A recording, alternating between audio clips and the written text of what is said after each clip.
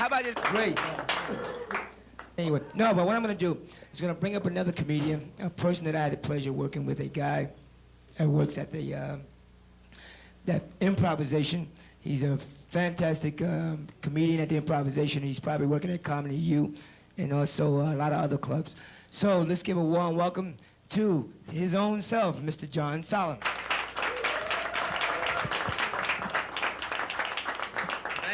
Thank you, Lloyd. Great to be here on the Lloyd Henderson Show. Proud to be here. Thank you, Lloyd. Once again, thank you, Lloyd. A round of applause for Lloyd. Lloyd Henderson. Thank you, Lloyd. Lloyd's a very talented man. I think you'll hear that name again soon. Lloyd Henderson. There it is. Unbelievable how quickly things move. Lloyd, just one thing. I don't work at Comedy U. I never will. Thank you. But it's okay. Outside of that, great to be here. I hope you're having a good time. Of course you are, because you're watching stand-up comedy. And you can't not have a good time when you watch stand-up comedy. Really, because if I'm funny, you laugh, you have a good time, so you feel good. And if I'm not funny and you don't laugh at all, you still feel good because you're not me. You can always go to work after the weekend and go, I hate my job, I hate my life, I hate my apartment. But thank God I'm not that loser I saw over at school on Thursday night. And you feel good. Don't worry about it, though, because I've been doing this a long time. I started out, let me just get rid of this, okay? It's distracting me. Goodbye. I started out in 5th grade in math class. I had my feet up on a desk, and the teacher said, Jonathan, do you do that to furniture in your own home? And I said, we don't have crappy desks like this in my home. So now I'm here in New York. I live in the East Village in Manhattan, which is, I guess you know, the punk rock capital of America. I don't know what those people are up to. They're very confusing. They have, like, no hair or mohawk haircuts, and they all look really angry. First time I saw them, I thought they were angry because they got lousy haircuts. If you get a bad haircut, all they'll ever say is, did you get your haircut?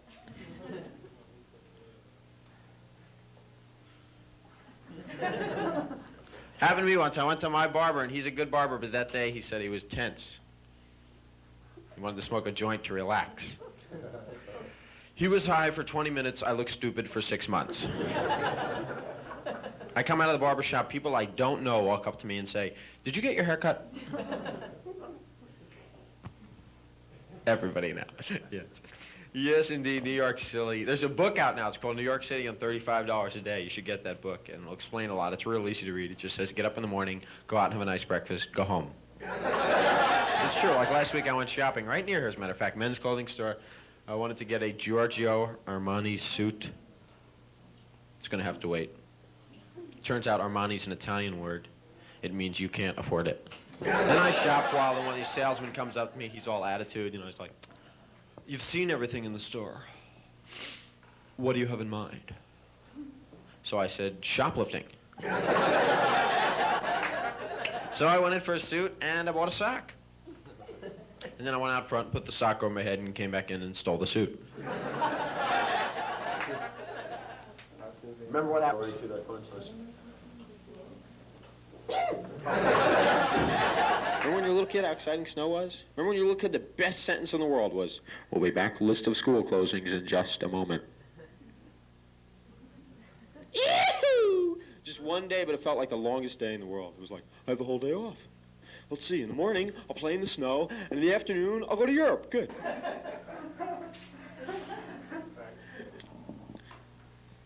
Snow days, kids. Should we talk about kids more? I had kids this summer, my own kids for a whole summer. I was a camp counselor. Can't do that. I was a camp counselor. I had a bunk of 14-year-old boys. I don't know if you've ever been exposed to 14-year-old boys or if you've been exposing yourselves to 14-year-old boys. But to wrap it up briefly, 14-year-old boys are the most incredibly disgusting creatures on the face of the planet. Give you an idea, when they're in a group of people and they pass wind, they're proud. You smell something bad, they want to take credit for it. You're going like, they're going, how was mine? How'd you like the hang time on that one, huh? Yeah, good. Got to be nice to them, though. Because when you're 14, people got to be nice to you because you're going through a hard time. When you're 14, you start to worry about the way you look. Absolutely. Why? Because when you're 14, you start to look really bad. You've got reason to worry. What do you do as a parent, though, if your kid comes to you, he's like, Dad, I'm ugly. What can you say? Well, that's true. But cheer up, you know, because all your friends, they're ugly too. You go back to school, no one's going to notice. Really, Elephant Man can take a seat in your homeroom. Don't worry about it.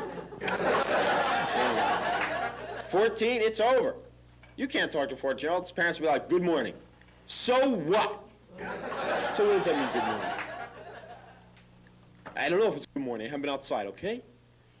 Mom's like, you want to stay for breakfast? I don't think so. I gotta meet my friends, do drugs, shoplift, you know, I'm sorry. Okay, I'll see you later. Kids are great. 14-year-old kids are great. They're ashamed to even have parents. You ever see like a 14-year-old at the movies? They'll see a friend, and they're both with their parents. The kid will go like, who's out with you? It's my parents. You know, like, who else could it be? I'm dating 2 older people. Wish I liked Tommy. He's such a luck. He's a test tube baby. Wet dreams. Wet dreams. God. You see, this is one thing about raising teenagers. Young women are warned about this phase in their life called that time of the month. No one warns young guys about something called that time of the night. So you have your first wet dream. Total surprise to me. I wake up in the morning, I'm like, I'm leaking. I had no idea. It was very difficult. Well, anyway, remember, I was kidding about drugs before, folks. I know you're in a formative age. You're all between the age of 20 and 50, and it's certainly you're forming yourselves. And don't do drugs. I was kidding about that. You should never do cocaine, okay? Unless it's offered to you, all right? Because if you do it, certainly don't spend your own money on it. Because people do a lot of cocaine, after a while they're like, wow, if I had all the money I've spent on cocaine, I could spend that money on cocaine. And unfortunately, these people know what I'm saying, which is not good. You shouldn't know. Drugs, oh boy. You ever take Quaaludes? This better not be in the tape. You ever take Quaaludes? Yeah, good. Then the camera's not on you. They're fun, but they can be dangerous. I once took some Quaaludes and I fell down a flight of stairs, and I liked it. I was like, I'm on to something now. The thing with Quaaludes is they just make you too friendly, dangerously friendly. Yeah, I'll just walk up to people and be like, you're great. I love your outfit. And my friends are like, John, leave the policeman alone, okay? I have Mr. Nikon. Just the last shot, okay? No.